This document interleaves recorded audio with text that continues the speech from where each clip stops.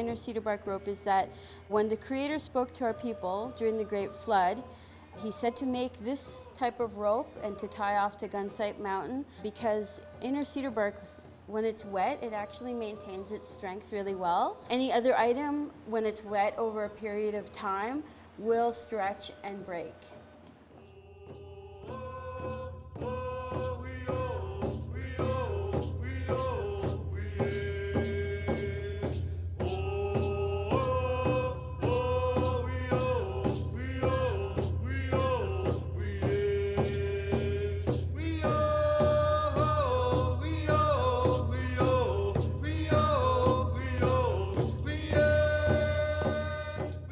We're very honored to have the blanket that Chief Capilano wore to go to England, and the importance of it is that our weavers can come and see how our ancestors wove, and that's important for us to keep up this tradition.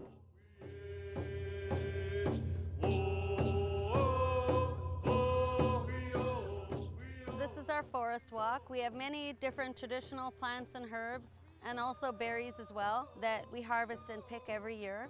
Both of our nations use every little bit of the tree for our transportation, our housing, our clothing, and also for spiritual reasons.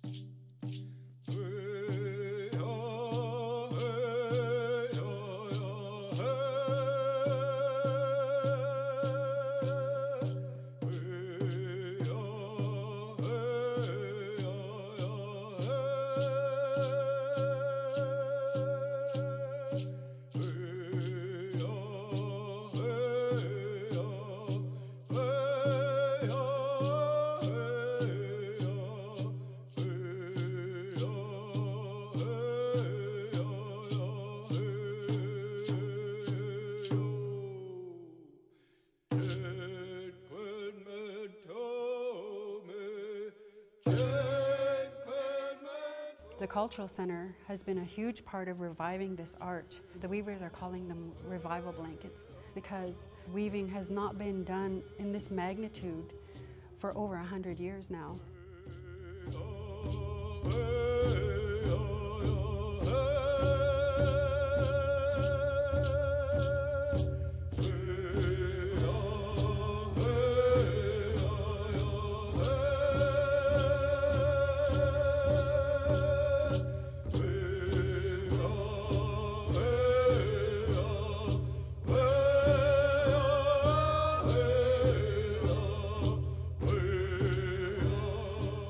Before you walk in the longhouse, we have the cedar bough branch hanging down, and that's just for protection of the people that walk in.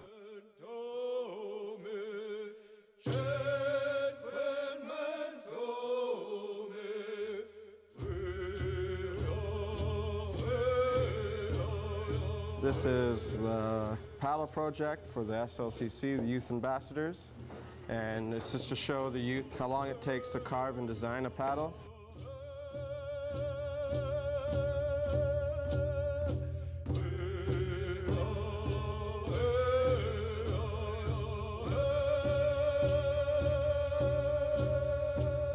This is a Lil'wat Nation dwelling. It's called an ishkin in my language, also known as a pit house. The style of house is dug 2 meters into the ground. The poles sit on top of the ground and they're brought up to the center where the main entrance would be.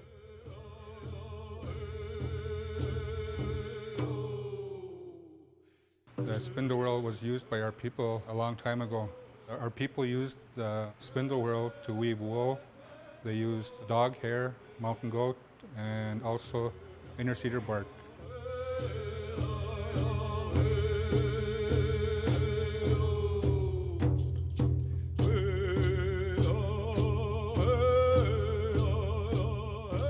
His method of carving was the old-fashioned way of putting a fire on top of a log, then scraping off the burnt part. He'd say it'll take you about a year to make a canoe, but it also lasts you a lifetime. There's another thing I didn't understand is that they could build fires in this thing and then just carve out the black, and then they build another fire and carve out the black, and eventually it took a long time, but all of this stuff is interesting to me. We traveled by canoes great distances. Even the Squamish Nation traveled by ocean canoes. Both our nations traveled as far as places like Hawaii and even Mexico. The culture that's being taught to the children just brought to me the feeling of hopefulness for the future. I just thought that was absolutely incredible. And then to continue the tour and see the children actually participating in some of the art today, making their paddle rattles. It was just great. I just think the future is our children, and here they are. Actually, it was engaging in the culture. Fantastic. With our guests, when they come here to the center, for some guests they show up on their last days, and they say that is the highlight of their visit here in Whistler. And we like to think with our culture, our cultural center here with the Squamish and Lil'wat nations, is that we deliver the real deal, that we have everything that they need to know about both the Squamish and the Lil'wat nations.